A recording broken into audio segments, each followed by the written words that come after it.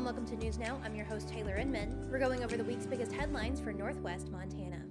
A bill that would require public and some private facilities to enforce segregated spaces for multi-user bathrooms, dormitories, and locker rooms cleared its final vote hurdle in the Montana Legislature on Tuesday. The measure, which received party-line Republican support and vocal opposition from Democrats and transgender Montanans throughout its lightning-fast path through the legislature, is next expected to be transmitted to Republican Governor Greg Gianforte's desk. It would take effect immediately upon being signed into law. Proponents touted the bill, House Bill 121, as a way to enforce the separation of men and women in public spaces and curb threats of harassment or assault from people of the opposite sex. A spokesperson for Gianforte said Tuesday that the governor welcomes legislation that, quote, provides privacy and security to women and girls in private spaces, and that he will carefully consider any bill that comes to his desk. Lieutenant Governor Kristen Juris consistently testified in favor of the bill during its committee hearings. As written, House Bill 121 would require public entities, including the state capitol building, schools, jails, prisons, and libraries, as well as private domestic violence shelters that receive public funding, to provide separate multi-user spaces for men and women based on a person's chromosomes and reproductive biology. Opponents testified that criteria would classify many transgender and non-binary people according to their sex assigned at birth, regardless of their external appearance or gender identity. The bill does not explain how the affected setting should evaluate what restroom, changing room, or sleeping quarters a person should use. The bill allows an individual who, quote, encounters another individual of the opposite sex in the restroom or changing room to sue the facility within 2 years of the incident for, quote, declaratory and injunctive relief, nominal damages, and any other appropriate relief. Democrats and other opponents, including many transgender Montanans and the LGBTQ+ civil rights advocates, said House Bill 121 would create a double bind for people who don't fit the measure's definitions of male and female. Trans women would be legally required to use male facilities, while trans males would be wrongly categorized as women, argued Senator Cora Newman, a Democrat from Bozeman, during a debate on Monday on the Senate floor. Democrats on Monday also pushed to amend the bill to move the implementation date to July 1st, arguing that earlier implementation may force some facilities, such as domestic violence shelters, to close because of potentially necessary renovations to multi-user spaces and other difficulties with compliance. The motion failed to pass on a 28-22 vote. Republican lawmakers who opposed the amendment later doubled down on the importance of an immediate effective date, arguing that domestic violence shelters concerned about the following bill's mandate should seek private funding to upgrade their facilities. The bill passed its final vote in the Senate 32-18, with all Republicans in favor and all Democrats opposed. During January committee hearings, proponents, opponents, and lawmakers delved into the potential liability for public facilities accused of being out of compliance with House Bill 121.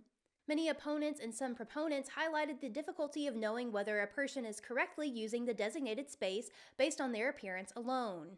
Multiple transgender men testified that the bill would categorize them as women, creating confusion, discomfort, and potentially fear if they were using the women's restroom.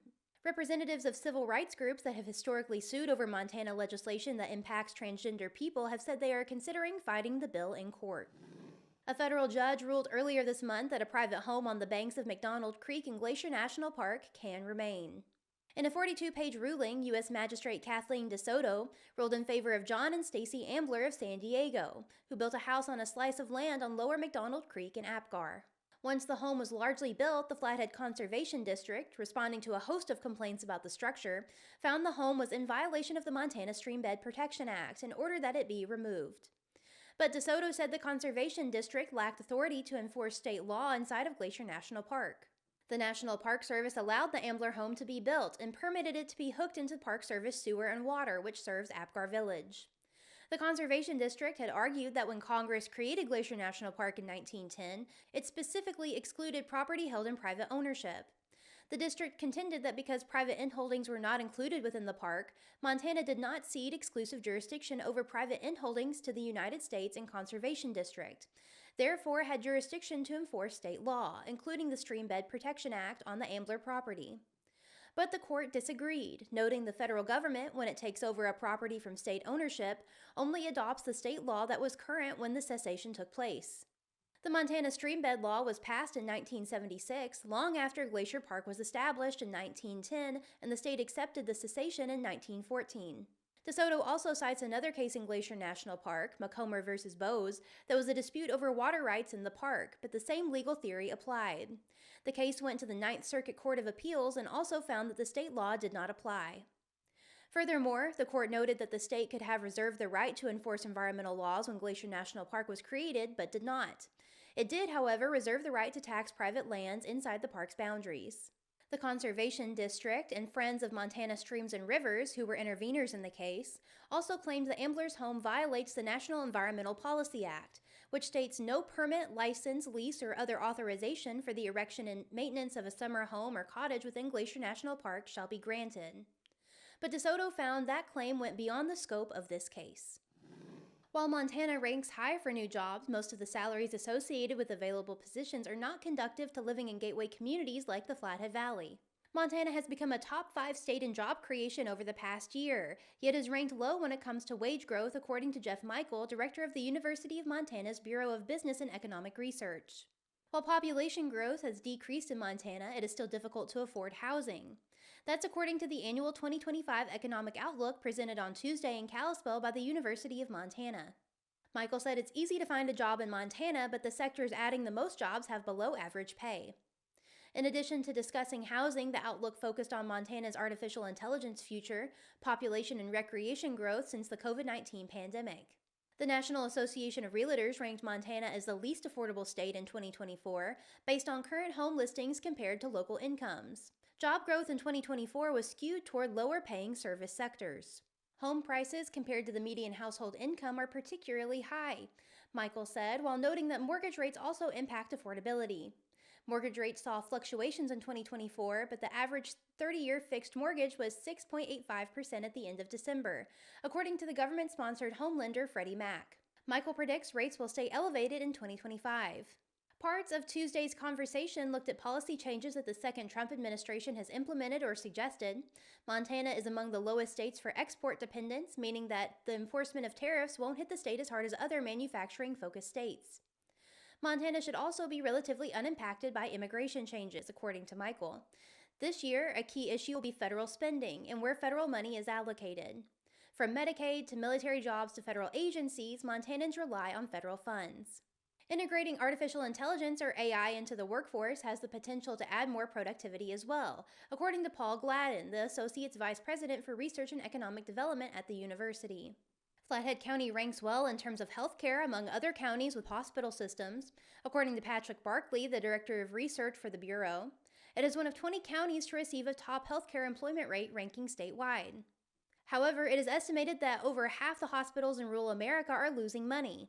Putting an end to the state's Medicaid program, Barkley said, would result in less compensated care, further adding to the strain and leaving thousands of Montanans without health care. In Flathead County, healthcare falls behind construction, accommodation and food, professional and technological services, and wholesale trade as more prominent industries. Although Barkey said the county has had a nice bounce-back period in healthcare after some turbulent years. The pandemic was hugely disruptive to most healthcare providers, with labor costs spiking and inflation bringing costs up. Pre-pandemic trends in job growth, wage levels, and medical inflation have since resumed, helping with the bounce back. Montana's outdoor recreation industry grew just by over 7% in 2023, according to Melissa Waddell, the director of the university's Institute for Tourism and Recreation Research, with nearly 3 million visitors to Glacier National Park in 2023 alone. Especially with the high cost of living in areas like the Flathead Valley and the greater Yellowstone area, officials expect a strong and steady visitation record for 2025 as well, with room to expand recreation opportunities during the shoulder seasons. Meanwhile, infrastructure in the valley continues to expand. Glacier Park International Airport saw the highest amount of traffic last year with more than 1 million passengers, according to the Kalispell Chamber of Commerce. That is an increase of 12.6% from the year prior and a 21% increase from 2022. Despite growth and changes in technology, the cost of living in northwest Montana seems to be staying stagnant at a high level. While Kalispell has seen a decrease in residential and multifamily building permit requests, a lot of units are slated to be constructed this year. Thanks for joining us. News Now is a podcast from the Daily Interlake. We're proud to be the largest independent newsroom in Montana and the longest continuously published newspaper in the region. Today's stories are written by Montana Free Press reporter Mara Silvers, Daily Interlake reporter Kate Heston, and Hungry Horse News editor Chris Peterson. If you haven't already, subscribe to our YouTube channel to never miss an episode of the pod. Everybody stay safe and have a great week. Thanks to our sponsor, Lauren's Auto Repair at 1309 U.S. Highway 2 in Kalispell. Most consistently rated 5-star shop serving the Kalispell area. Visit lawrensauto.com. Will take care of you. The highest rated in the